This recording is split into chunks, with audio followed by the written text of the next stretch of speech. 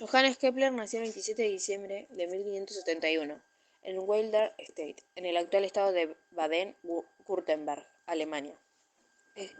Estudió en la Universidad de Tubinga, donde se familiarizó con las obras de Copérnico y otros astrónomos que cuestionaban el modelo geocéntrico del universo.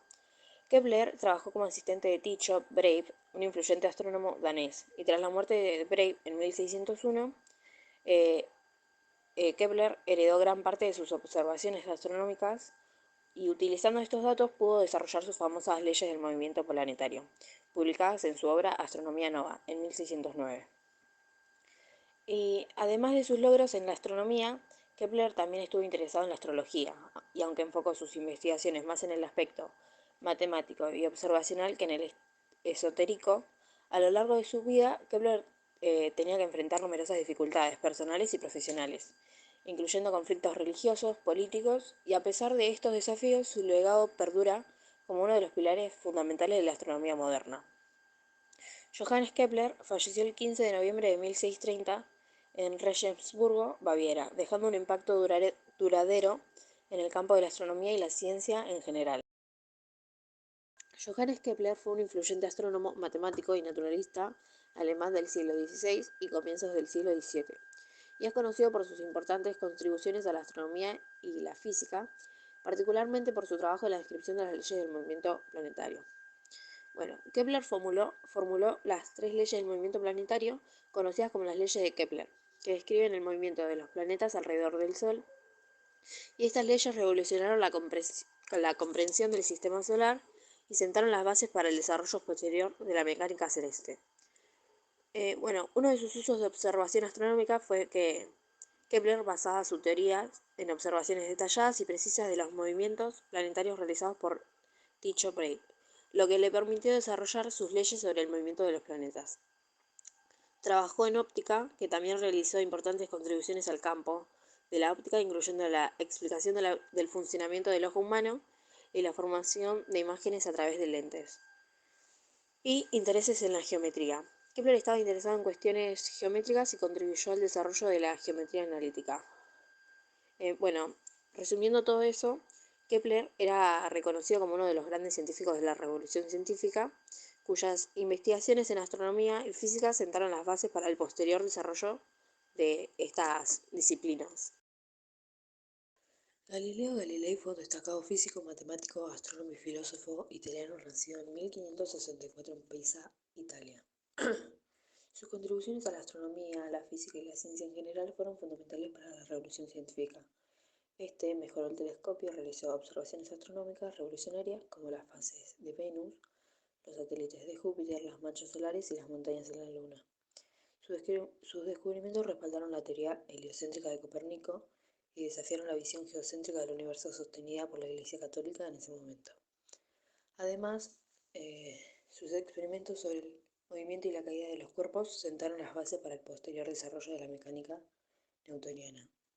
Sin embargo, sus ideas lo llevaron a entrar en un conflicto con la Iglesia Católica que lo obligó a retractarse de sus afirmaciones. Y a pesar de esto, su legado hoy en día continúa influyendo en la ciencia y nuestra comprensión del universo hasta el día de hoy. Las investigaciones de Galileo Galilei necesitaron su tiempo para ser aceptadas por los científicos europeos del siglo XVII, pero su idea conductora del método galileano suscitó la adhesión en un tiempo sorprendentemente muy breve. Prueba de ello son las ideas rectoras que sostienen a las dos grandes instituciones científicas creadas a pocos años de la muerte de Galileo. La Academia del Cimento, fundada en 1657, que establece como lema "probando, reprobando", y la Royal Society, creada en 1662, que adopta el principio nullius in verba. A estas instituciones pronto se sumó la Academia de Ciencias en París y en 1672 la Mia Leopoldina, en Alemania. Las características de todas estas instituciones científicas fue que los trabajos que se les enviaban debían ser trabajos experimentales. Se privilegió el descubrimiento empírico sobre la discusión de teorías clásicas. Uno de los tantos jóvenes interesados en la ciencia experimental fue Evangelista Torricelli, quien nació en Faenza el 15 de octubre de 1608, integrante de una familia de bajos recursos que recibió la primera instrucción de un tío paterno, Jacobo Torricelli, un monje camaldolense. Cerca de sus 20 años viajó a Roma y comenzó a estudiar bajo la tutela del padre Benedetto Castelli, quien había sido discípulo de Galileo. cuando en 1638 Sevier publicó Discorsia a dimostratione mathematiche intorno a due nuove scienze. Torricelli incorporó las concepciones del libro y escribió un texto sobre cinemática y dinámica que tituló Tratado del Moto, para promover y ampliar las ideas de Galileo sobre la mecánica. El padre Castelli había proyectado viajar en 1641 a Venecia para intervenir en el capítulo general de su congregación y decidió que al regresar pasaría por Florencia para saludar a su viejo maestro. Se propuso llevar al Tratado del Moto para que Galileo pudiese apreciarlo. Al leerle los aspectos generales, Galileo quedó muy impresionado por las cualidades de Torricelli, y Castelli le propuso que el joven viajase a Florencia para colaborar con el maestro, que estaba ciego y enfermo, y adaptar los contenidos del tratado para completar la quinta y sexta jornada de Discorsi. Galileo aceptó encantado y en octubre Torricelli se instaló en su casa y con ayuda de Vicencio Viviani comenzaron a trabajar en el proyecto. Galileo estaba tan entusiasmado con su ayudante que escribió una carta de recomendación al duque de Toscana y a Ferdinando II, nombrando a Torricelli matemático del Gran Ducato. Lamentablemente, Galileo falleció el 8 de enero y Torricelli continuó su trabajo, pero ya no como extensión del Discorsi, sino como un trabajo independiente. En 1644 completó su obra que se publicó bajo el título Ópera Geométrica. Descartes desarrolló una sólida formación en las disciplinas humanísticas de la época, lo que aunando a sus conocimientos de latín y griego lo llevaron a destacarse en sus relaciones sociales. De la Fleche egresó satisfecho por lo que en su discurso escribió: Debo confesar en honor de mis maestros que no hay lugar en el mundo en donde se enseñe mejor que en Fleche. No obstante, la formación filosófica impartida en esta escuela era sumamente rígida y articulada en todos los detalles por la compañía de Jesús, por lo que resultó natural que Descartes anhelase regirse por sus propias convicciones. De allí que años más tarde escribiría: y no me aprecio tampoco de ser el primer inventor de mis opiniones, sino solamente no haberlas admitido, ni que porque las dijeran otros, ni porque no me las dijeran, sino porque la razón me convenció de su verdad. Él mismo resolvió el problema en el triángulo isósceles rectángulo. ABC representa el espacio. La desigualdad del espacio del punto A la base BC representa la desigualdad del movimiento. Por consiguiente, AD será atravesado por el tiempo representado por DEBC, donde hay que señalar que el espacio menor representa el movimiento más lento, pero ADE es la tercera parte. Los principios de la filosofía. Libro publicado por Descartes en 1644 de sus ideas filosóficas maduras. La primera parte se llama Los principios del conocimiento humano, donde se enuncia un conjunto de principios vinculados a la filosofía, conformado por la idea de liberarnos de nuestros prejuicios y rechazar las opiniones recibidas a lo largo de la otra época de nuestra vida y examinar nuevamente, si es que deseamos entregarnos a la filosofía y a la investigación de todas las verdades.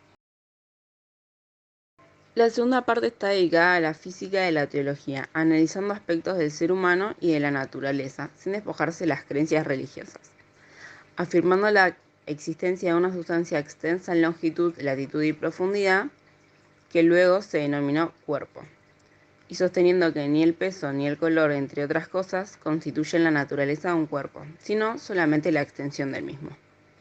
Otra de sus teorías fue que el lugar y espacio difieren solamente en que la palabra lugar señala con más énfasis la situación y la palabra espacio hace más referencia a la magnitud o la forma.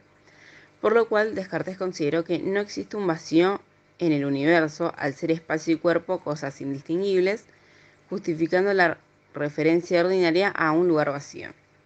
No en el sentido de que no haya nada en ese lugar, sino que solamente no hay nada de lo que se estima que debería haber. Además de negar la existencia de los átomos, ya que sus convicciones religiosas parecen haberlos llevado a adaptar sus razonamientos a la doctrina de la Iglesia, la cual negaba el atomicismo. Concluyó que el mundo no tiene límites debido a la identidad entre materia y extensión sobre la base de la misma de la concepción, es decir, la tierra y los cielos están hechos de una misma materia y no pueden existir varios mundos. Descartes también se ocupó del movimiento de la materia, partiendo de la idea de la acción por la cual un cuerpo pasa de un lugar a otro. Luego refinó el concepto de translación de una parte de la materia o de un cuerpo de la vecindad de los que contactan inmediatamente con él y que se consideren en reposo a la vecindad de otros. Hizo una cuidadosa distinción entre la translación y la acción o la fuerza que transporta para mostrar que el movimiento siempre está en el móvil y no en aquel que lo mueve. Puntualiza que la traslación es una propiedad del móvil y no de una sustancia. Además de puntualizar que se requiere la misma acción para mover un cuerpo que para llevarlo al reposo. Aunque fundamentó diciendo que el movimiento y el reposo solo son dos modos diversos de un cuerpo. También insistió que la causa de todo movimiento es Dios. Luego afirmó que todo movimiento es relativo, que la traslación no se produce desde la vecindad de cualquier clase de cuerpos, sino solamente desde la vecindad de aquellos cuerpos que se consideren en reposo, y que eso se evidencia en el caso en el que dos cuerpos chocan y como consecuencia del choque cada uno sufre un proceso de trayectoria. Explicó que un mismo cuerpo puede sufrir varios tipos de movimientos, por ejemplo, traslación y rotación simultánea. De acuerdo con la primera ley de la naturaleza, cada cosa en particular se mantiene en el mismo estado y solo modifica ese estado por la acción de otras causas exteriores. Si está en reposo, no comenzará a moverse a menos que sea impedida por alguna otra causa, y si se mueve, no hay mayor razón para pensar que en algún momento dejará de moverse por sí sola y sin que nada lo detenga, ya que se pensó que todos los movimientos que se producen en el universo tienden al reposo, dado que los cuerpos celestes sí cumplen con esta ley. Es decir, el movimiento continúa hasta que es detenido por algún otro cuerpo. La segunda ley de la naturaleza, según la cual todo cuerpo se mueve y tiende a continuar su movimiento en línea recta, enuncia que cada parte de la materia no tiende a continuar su movimiento en línea curva, sino de algún modo en línea recta, aunque varias de sus partes sean frecuentemente obligadas a desviarse. También anunció la tercera ley del movimiento, aplicable al choque elástico entre dos cuerpos en movimiento. El ejemplo que da es de un cuerpo rígido lanzado sobre otro en reposo y tan duro que no le puede imprimir movimiento, por lo que rebota y retorna al punto de donde partió sin perder nada de su movimiento. Si el cuerpo con el que choca es blando, se detiene porque le transfiere todo su movimiento. También estableció 7 reglas que rigen para los diferentes tipos de choque elástico. Descartes reconoció que la aplicación de estas reglas es bastante difícil, ya que los cuerpos B y C deben ser perfectamente duros, es decir, elásticos, y no deben interactuar con ningún otro cuerpo que los rodee. En sus Principia distinguió entre cuerpos duros, lo que llamamos sólidos rígidos y líquidos, e hizo diversas especulaciones acerca de las partículas que los forman y del comportamiento de los cuerpos duros en el seno de un fluido. Para la explicación de la mecánica de los cuerpos, Descartes recurre a las variables volumen y velocidad. La tercera parte de los principios de la filosofía se llama Sobre el mundo visible y está dedicada a las descripciones de algunos fenómenos de la naturaleza, donde se trata de dar explicaciones a los mismos. Luego de afirmar que Dios ha creado todo en beneficio del hombre y que la función que cumplen los fenómenos en el desarrollo de la filosofía, Descartes trata de establecer una relación entre las dimensiones de la Tierra, la del Sol, la Luna y las estrellas, hallando que la Luna es más pequeña que la Tierra y que el Sol es mucho más grande. Luego se ocupa de las distancias de los demás planetas al Sol, a los que consideró tan alejadas que es indiferente la distancia si es mayor o menor a la de la Tierra. Afirmó que la Luna carece de luz propia, sino que es reflejada a la que recibe el Sol, y en lo que a la luz refiere, la Tierra es parecida a los demás planetas del sistema solar. Además, la materia del Sol es muy móvil, pero no se desplaza de un lugar al otro y no tiene necesidad alguna de alimento. También supuso que las estrellas no están ubicadas sobre una misma esfera y que las estrellas fijas están muy separadas entre sí. Él creía que el cielo estaba formado por una materia líquida y que la Tierra y los planetas estaban flotando en ese cielo líquido y que eran arrastrados alrededor del Sol.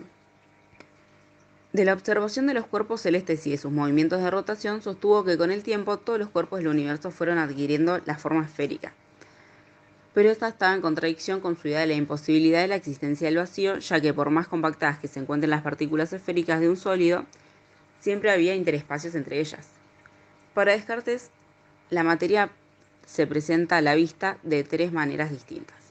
La primera es en la que esta raspadura se ha separado de las otras partes de la materia cuando está en proceso de adquirir forma redonda y que es movida con tanta velocidad que choca con otros cuerpos y se acopla en los espacios. La otra forma es la que posee el resto de la materia, cuyas partes son redondas y muy pequeñas si se comparan con otros cuerpos que vemos en la Tierra. Pero estas partes poseen una determinada cantidad de volumen, de modo que pueden subdividirse en otras mucho más pequeñas. Aún así, se identifica una tercera forma en la que algunas de las partes de la materia, a causa de su grosor y de su figura, no pueden ser movidas con tanta facilidad como las precedentes. Descartes distinguió tres cielos en el universo. El primero incluye toda la materia comprendida en el espacio E y A. Da lugar al vórtice alrededor del Sol, y un segundo está formado por vórtices alrededor de los centros y similares que lo rodean al Sol. El tercer cielo está formado por toda la materia que está más allá de los dos primeros. La cuarta parte de los Principia está dedicada a las características del planeta Tierra. En la versión de Descartes propone que la Tierra podría haber sido, en otros tiempos, un astro formado por materia totalmente pura del primer elemento y que ocupa el centro de uno de los 14 torbellinos contenidos en el espacio y que él llamaba cielo. Solo difería del Sol en que era de menores dimensiones, que los pares menos sutiles de su materia se adherían entre sí reuniéndose sobre su superficie para dar lugar a la formación de nubes y de otros cuerpos más oscuros y espesos semejantes a las manchas que comúnmente se producen y se disipan sobre la superficie del Sol, y que las partes resultantes de esta disipación tienen como resultado una materia similar al aire actual. Este aire fue condensado en materia oscura que fue depositado sobre la superficie terrestre hasta cubrirla totalmente. La parte interior de la Tierra parece contener material del primer elemento, que se va uniendo entre sí para formar el tercer elemento. Luego hay una capa que envuelve este núcleo, impidiendo el paso de la luz. Rodeando a las dos capas mencionadas se encuentra la tercera región, formada por partes grandes de tercer elemento, aunque no son tan sólidas como las del segundo. Sobre la capa superior se formaron diversos cuerpos que influyen en el estado de la transparencia, el peso, la luz, el calor, la dilatación y la condensación. Su descripción acerca de cómo se han formado estos cuerpos dista enormemente de tener algún fundamento científico. En cambio, su descripción acerca de las mareas provocadas por el movimiento lunar no está muy alejada de la realidad. En sí, todas las descripciones que hace Descartes de los fenómenos son generalmente correctas, pero las interpretaciones suelen ser muy particulares. Hablando de la geometría, Descartes y Fermat fueron figuras fundamentales en el desarrollo de la geometría analítica, que fusionaba el álgebra y la geometría. Descartes, en particular, propuso un sistema de coordenadas que asociaba pares de números a puntos en un plano y ecuaciones matemáticas a curvas en dicho plano. Este enfoque permitió resolver problemas geométricos utilizando herramientas algebraicas. Descartes adoptó el método algebraico de Viette y lo complementó con el uso de coordenadas espaciales. Su trabajo se centró en aplicar una metodología de análisis y síntesis para resolver problemas geométricos, partiendo de la suposición de que el problema tenía solución y utilizando ecuaciones para establecer relaciones entre los datos del problema. La obra principal de Descartes, la Geometrie, está compuesta por tres libros que abordan diferentes aspectos de la geometría analítica. El primer libro establece la metodología de trabajo y desarrolla la construcción geométrica de las operaciones aritméticas. El segundo libro se centra en la naturaleza de las líneas curvas y sus propiedades, así como en la construcción de tangentes y normales. Y el tercer libro presenta un método general de resolución para ecuaciones algebraicas y aborda la resolución geométrica de problemas sólidos. Además de sus contribuciones a la geometría, Descartes también formuló el principio de inercia y defendió una filosofía mecanicista que explicaba los fenómenos naturales en términos de leyes mecánicas inmutables. Sin embargo, sus creencias religiosas y el temor a la censura de la Iglesia influyeron en su forma de abordar ciertos temas, lo que lo llevó a tratar con cautela ideas que podrían contradecir las enseñanzas religiosas.